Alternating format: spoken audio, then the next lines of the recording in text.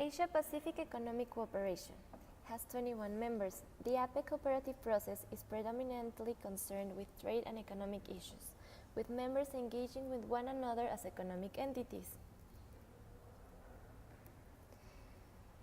It is the premier Asia-Pacific Economic Forum, which their primary goal is to support sustainable economic growth and prosperity in Asia-Pacific region. Asia-Pacific Economic Cooperation operates as a cooperative multilateral economic and trade forum.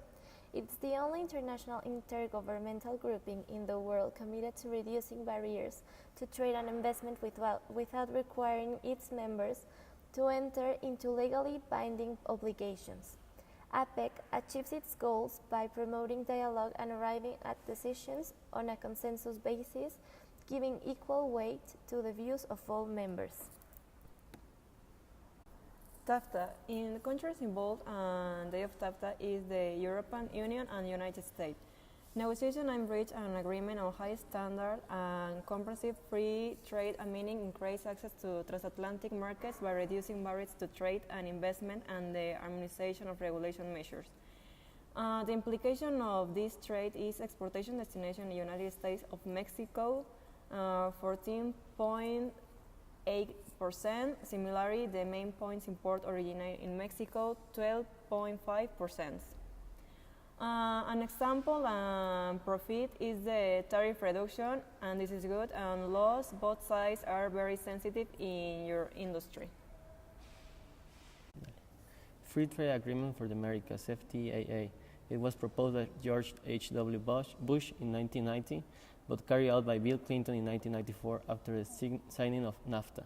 The FTAA aimed to achieve a free trade zone in the whole American continent. The FTAA was to include all countries of North America and South America and of the Caribbean with the exception of Cuba. The first summit was in Miami in 1994.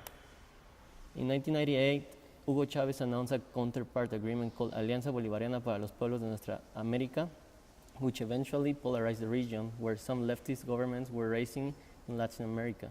The FTAA was meant to come into force in the fourth summit of the Americas in Mar de la Plata, Argentina, although it didn't, because of protests of groups against the agreement, as well as the different political ideologies among the members. After the fourth summit, the idea of the FTAA was abandoned, but it left a forum that takes place every 3 years where the head of states gather to discuss issues of the Americas, such as democracy, security, governance, among others. Trans-Pacific Partnership. Countries involved. Originally there were 12 countries by 2016, but with Trump's election, the U.S. participation on this treaty came to an end, and the negotiations for TPP 11 started taking place. Its original signature was in 2016, and the objectives remain the same. The pact aimed to deepen economic ties between these nations, slashing tariffs and fostering trade to boost growth. Members had also hoped to foster a closer relationship on economic policies and regulations. The treaty represents a great alternative for Mexico and Canada in case NAFTA stagnates or disappears, and it also opens new markets for the Mexican productive sector in the Asia-Pacific region. The improvements that recommended its opening unknown markets, introduction of corporate consents and trade, reduce dependence in NAFTA, and look towards emerging markets such as Asia and Africa. In conclusion, what should be improved in the future trade policy of Mexico is that we are more open to multinational companies and lose the fear that at some point foreign trade supply the local product.